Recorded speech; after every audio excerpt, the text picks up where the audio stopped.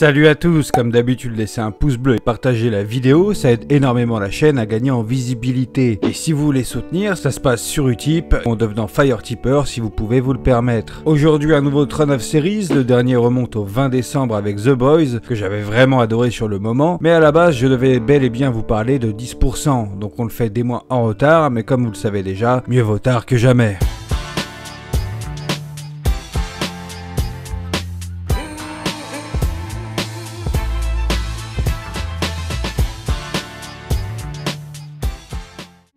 « 10% est une série française créée par Fanny Herrero. Cette dernière étant aux manettes du scénario, travaille dans l'industrie des séries TV françaises depuis plus de 10 ans. Pour donner quelques exemples, Fais pas ci, fais pas ça en 2007, Un village français où elle écrira plusieurs épisodes entre 2010 et 2014, et également Kaboul Kitchen durant 2014. C'est toujours durant cette même année qu'elle se met à plancher sur une nouvelle série pour France 2, à savoir donc 10%. L'histoire suit le quotidien, les péripéties d'agents artistiques d'une des plus grandes agences de Paris, ASK, agence Samuel Kerr. Andrea, Mathias, Gabriel et Arlette gèrent énormément de stars françaises, entre situations délicates, compromis, art du théâtre, de la comédie et aussi du business. La vie de ces agents n'est pas toujours facile, jusqu'à ce que parfois vie privée et professionnelle se croisent. La série débute sur l'arrivée de Camille, toute nouvelle assistante, qui va venir chambouler l'agence, aussi bien en faisant des gaffes avec les clients, qu'en ayant un rôle et une importance qui vient foutre un peu la merde pour un des agents. En effet, Camille est en fait la fille cachée de Mathias,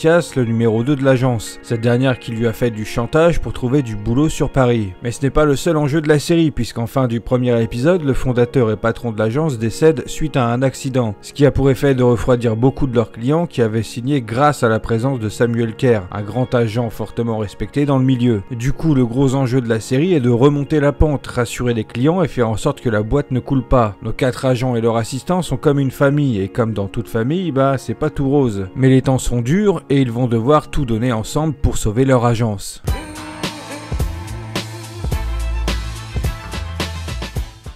Camille Cotin, elle joue Andrea Martel, elle explose et se crée une grande popularité avec la série Canal+ Connasse, qu'elle portera en 2015 en adaptation pour le cinéma avec Connasse, Princesse des Cœurs. Elle joue dans plusieurs séries, films français et internationaux. Je trouve qu'avec 10% elle nous délivre une très belle perf et montre qu'elle est aussi douée dans le drama que dans la comédie. Le personnage d'Andrea lui va parfaitement et on sent que Camille Cotin est à fond, donc ça marche très bien. Thibaut de Montalembert, il joue Mathias, il a joué dans énormément de séries et films depuis la fin des années 80, mais il est surtout connu pour sa voix, qu'il prête à plusieurs acteurs dans le doublage. Il est la voix de Hugh Grant depuis plus de 20 ans, mais il a fait également Antonio Banderas dans les films Spy Kids, et aussi Johnny Lee Miller dans les 2 films Trainspotting. Non seulement ça fait plaisir de voir cet acteur parce qu'il est l'une des voix du doublage français, mais aussi parce qu'il se révèle être un très bon acteur. Son personnage de Mathias est à la fois autoritaire et attachant par moments, c'est aussi le leader charismatique masculin de la série. Grégory Montel, il joue Gabriel, une dizaine de séries et films à son actif depuis la fin des années 2000. Il sera cette année à l'affiche du film Les Parfums, dont j'ai vu la bande-annonce récemment. C'est sûrement le seul personnage avec lequel j'ai eu du mal dans la série pour certains événements, lors d'une saison où il m'a vraiment insupporté par moments. Et pour cause, je pense que c'est l'un des personnages les plus sensibles et humains de la série. Très sentimental et maladroit, j'ai fini par lui trouver des qualités qui m'ont fait plus ou moins oublier ces moments pénibles. Liliane Rover, elle joue Arlette, c'est la doyenne de ce casting, plusieurs films et séries, elle a commencé officiellement sa carrière en 1969, autant dire qu'elle en a vu des vertes et des pas mûres, et justement, toutes ces années d'expérience dans le métier lui servent énormément dans son rôle. Quand Arlette nous parle du bon vieux temps, de l'époque d'avant dans le monde du cinéma du 7e art, clairement on y croit à fond. Son personnage est d'une authenticité formidable, c'est clairement la grand-mère badass, fumante au caractère bien trempé qu'on apprécie. Et enfin Fanny Sidney, elle joue Camille, à l'inverse de Liliane, c'est la plus jeune du casting. Également plusieurs films et séries, j'aime bien son introduction dans la vie de l'agence, et notamment dans celle de son père Mathias,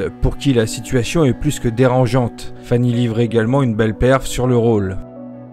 10% est une série française plus que correcte, je dirais même qu'elle est géniale. À base de 6 épisodes par saison, on n'a vraiment pas le temps de s'embêter puisqu'en moyenne 50-55 minutes, les épisodes sont toujours extrêmement fournis. Chaque épisode nous montre le quotidien des agents artistiques devant régler plusieurs soucis concernant un acteur, une actrice en particulier, voire 2 dans le même épisode. 10% et son délire d'agent artistique me fait énormément penser à Charlie Runkle de la série Californication. Bien évidemment, 10% ne va pas autant dans le trash et l'ultra choquant comme dans Cali, Italie, mais bon, bien sûr, on y retrouve beaucoup de points communs, mais avec la sauce française, quoi. Même si, bien évidemment, ce n'est pas dans 10% qu'il y aura du sexe, de la débauche et de la drogue à gogo, mais ces aspects-là sont quand même présents à une certaine échelle, à une certaine pudeur, je dirais. Ce qui fait que 10% est ouvert à un large public. Étant une comédie dramatique française, on peut se dire, bon, c'est pas très nouveau dans le milieu français, mais c'est plus qu'efficace. Porté par un casting d'excellente qualité, il suffit d'y accrocher pour enchaîner les épisodes. Chacun des épisodes nous propose une histoire différente, avec nos agents suivant des acteurs connus différents, mais toujours avec une continuité derrière. Une trame scénaristique qui est développée à chaque saison, nous laissant avec un dernier épisode donnant envie de lancer la saison suivante. Il y a donc pas mal d'acteurs connus présents au casting pour jouer leur propre rôle. J'ai énormément apprécié les épisodes avec par exemple Audrey Fleurot, Joey Starr et Julie Gaillet, François Berléand, Monica Bellucci, Gérard Lanvin et mes préférés avec Fabrice Lucchini, Juliette Binoche et Jean Dujardin. Forcément, il y a des célébrités avec qui on accroche moins que les autres, et malgré le fait qu'ils jouent leur propre rôle mais de façon toujours fictionnelle, on a quand même l'impression de les découvrir autrement. Certains épisodes sont à mourir de rire, en particulier celui avec Jean Dujardin, tandis que d'autres, en plus d'un peu d'humour, ils nous transmettent quelque part des leçons. Un peu à la manière d'un épisode d'un dessin animé pour enfants, on a l'impression d'avoir appris quelque chose, d'avoir vécu une belle expérience auprès des acteurs que l'on suit au travers de l'équipe d'agents artistiques. Je vous ai parlé du casting des agents et également de la fille de Mathias, mais les autres acteurs principaux de la série sont également très bons et apportent encore plus de profondeur à l'agence. C'est à travers eux qu'on voit un peu l'envers du décor des agences artistiques, du rêve de carrière de certains, mais également de leur tracas liés à leur place, leur rang dans la profession qui les range souvent au second plan. Laure Calamy qui joue Noémie, l'assistante de Mathias, quarantenaire célibataire, Nicolas Maury qui joue Hervé, l'assistant homosexuel de Gabriel, et enfin Stéphie Selma, que vous avez peut-être vu sur Netflix dans le récent film Balle perdue. Elle joue Sophia, l'hôtesse d'accueil de l'agence qui rêve secrètement de faire carrière dans la comédie. Ce qui est intéressant avec cette série, c'est qu'on découvre de façon assez réaliste comment se passent les relations agent à acteur. Si vous avez vu la série Validée récemment, c'est un peu ce style de rapport qu'on retrouve avec les rappeurs, la maison de disques et les producteurs. Alors certes, quelques situations paraissent surréalistes, mais dans l'ensemble, je pense que le résultat est assez fidèle à la réalité. La série a débuté en 2015 avec sa première saison, la deuxième est sortie en 2017, la troisième en 2018, et la quatrième est censée sortir cette année en 2020. Pour cette quatrième et apparemment dernière saison, 10% a révélé le casting des acteurs connus sur les 6 épisodes. On aura donc Charlotte Gainsbourg pour le premier épisode, Franck Dubosc pour le deuxième, José Garcia le troisième, Sandrine Kiberlin pour le quatrième, Sigourney Weaver, oui l'actrice internationale pour le cinquième, et enfin Jean Reno pour le dernier épisode. En plus, on y retrouvera également Nathalie Baye qu'on avait déjà vu dans la saison 1, il y aura également Mimi Mati et Danny Boone. Récemment, Stéphie Selma a été interviewée par le site Première et l'actrice révèle quelques infos, notamment le fait que cette saison 4 serait la dernière, que l'avenir de 10% est assez incertain mais que certaines personnes songent à proposer la suite des aventures de nos agents sur grand écran. 10% au cinéma, je dis pourquoi pas, du moment que le scénario tient la route et propose un enjeu vraiment intéressant. En conclusion, je dirais que si un peu comme moi vous avez du mal avec les œuvres françaises en général depuis plusieurs années, eh bien n'ayez crainte, cette série pourrait vous réconcilier avec le cocorico. La série est de qualité, les acteurs aussi, et chaque épisode est toujours bien rythmé, bien monté et a une dynamique certaine, étant donné qu'à chaque épisode on suit une intrigue différente, avec des actrices, acteurs français connus différents. Avec 10%, on rigole, on a du drama et une intrigue principale à chaque saison qui est développée au fur et à mesure avec ces 6 épisodes. Chaque saison montant crescendo et développant ses personnages. On s'attache à ces derniers et on veut les voir triompher des obstacles qui apparaissent devant eux à chaque épisode et au fil des saisons. La série est disponible sur Netflix mais également en service VOD sur TF1, Orange et Canal VOD.